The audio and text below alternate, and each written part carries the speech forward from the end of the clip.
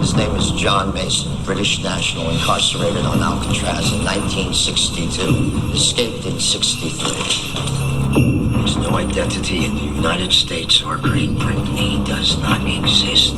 There's a hostage situation on Alcatraz. Hostage? 81 tourists. The Rock's a tourist attraction.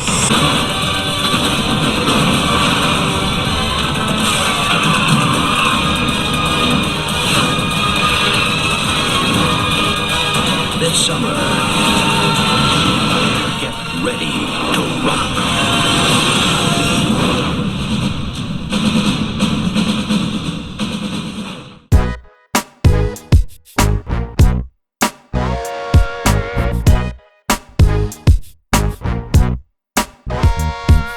What is happening, everybody? Thanks so much for coming back to the channel. Here we love to talk movies and more. I'm your host, Mason Phillips, and today we've got a classic movie review, retro movie review for The Rock, starring Sean Connery, Nicolas Cage, and Ed Harris. Let's talk about the plot, and then we'll get into the review.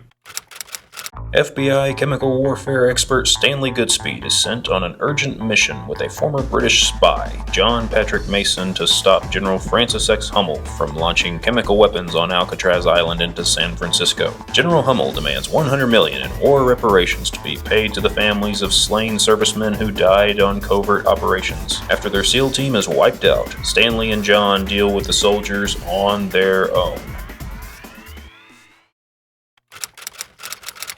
So let's talk about what was good about the movie. This is one of those real cheesy Michael Bay action film. We see Ed Harris and he's downtrodden. He's let down by his government. He's an American soldier, feels betrayed by the US government. So he's gonna go on this mission with other US soldiers that also feel like they haven't been treated well, haven't been compensated well. The promises that have been given to them by the government haven't been fulfilled. So they decide to take it back at them. They go to The Rock, they go to Alcatraz, and they take over Alcatraz. They start a ticking clock. They let the US government know, hey, we've got people, we're gonna kill them, and they've got a missile system here that they're gonna launch on California. If their needs aren't met, they're going through with their plan, and they're going to launch these missiles. That kind of puts our plot in gear. That sets up why we're gonna need to break into Alcatraz, why we're gonna have to go down this mission. And so we meet up with Nicolas Cage. He's just Nicolas Cage. Every time he talks, it's a classic Nicolas Cage line. He's just classic Nicolas Cage in this movie. He's so him. He went for it. Every line it's cheesy, but because it's Nicolas Cage, you kind of smirk, you kind of laugh, and you're kind of happy you're watching it anyway, even though it's so ridiculous sometimes, the things that he says. Sometimes it's hard to take him seriously, but it's cheesy fun. He's our biochemical weapons guy. He's not a field agent, but because of the knowledge that he has on the specific nerve gas that they're going to be dealing with in Alcatraz, what the guys at Alcatraz have, and so Nicolas Cage is the guy who knows his stuff. He knows what he's got to do here. He's called in by the FBI. He's on the mission now, but they need somebody on the inside. They need somebody who knows their ins and outs of Alcatraz, how to break into this unbreakable prison, a place that you're not supposed to be able to break out, but one guy did it. One guy did it in the 70s, and one guy is going to have to do it again. It's James Bond.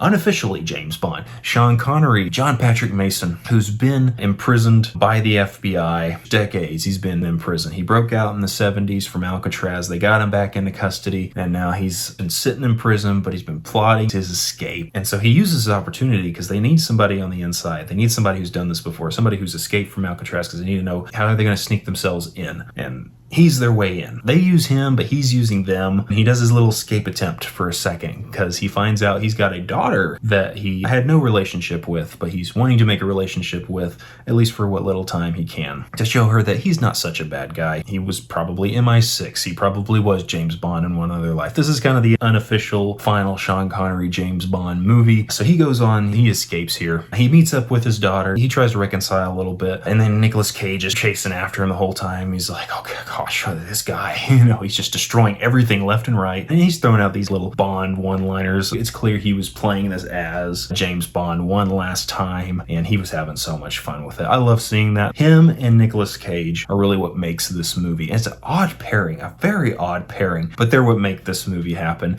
And for people that knock on Michael Bay's directing, yeah, this movie's cheesy, but this movie's a lot of fun, and it's a lot better than most of the Transformers movies. So if you're down on Michael Bay, give this this movie specifically a shot because I think you're going to have a lot of fun with this. This is a fun movie. It was really entertaining to watch. I love the action bits, the action sequences with this. And Ed Harris is a really good villain, very compelling villain, and you believe him, but he's also one of those villains that's very sympathetic and he's empathetic. He's not super hardened, like he's not going to go out of his way to be the one to destroy everything at the end. We come to the end of the movie and he doesn't even go through with his plan. You know, he was really just playing chicken with these guys, seeing who was going to blink first, the US government or him. Turned out to be him because they finally got the upper hand on him. Cage and Connery, they're the last two guys remaining of this like 30, 40 some odd person team because they were all taken out by Ed Harris and his men. And so all that's left is Goodspeed and Mason. They're going to go disarm all the missiles and take down Ed Harris and his team, and they're pretty successful at that. And so much so at the end that Harris is like, all right, I'm out. I'm going to tell you guys how to win this, because Harris's guys turn on him, the villain of this movie, Venom himself, Candyman himself, Tony Todd. He's the ultimate villain of this film. He turns out to be the ultimate villain because he betrays Harris. Harris decides, no, I'm not going to go through with this. That we're not killers in the end. We're soldiers. Todd says, once we decided to take this job on, we became mercenaries. Of course, Connery, Cage, they get the upper hand, and Tony Todd gets the ultimate 90s death scene. He's hit by the missile, it takes him out, and then that's the end of him. Cheesy action movie. The script is cheesy, the direction's cheesy. It's Michael Bay at action, Michael Bay height, but it's wrapped up in a package that's much more pleasing, much more appealing than your typical Transformers schmuck. This is the kind of movie that fits Michael Bay's directing style. It's the kind of movie that I really wish he would stick to making because he's really good at movies like this. And so it's ridiculous, but it was also a lot of fun. Nicolas Cage had fun with this movie. He's one of those actors that he can push the limits with trying to be dramatic, but kind of leaning the comedy, just the tendencies of how he was acting, but it works because it's Nicolas Cage. Then Sean Connery, he always brought it to every role that he ever did. This was no different. He's playing this as a retired MI6 soldier. He's playing this as if this is James Bond's final mission, his James Bond in a sense.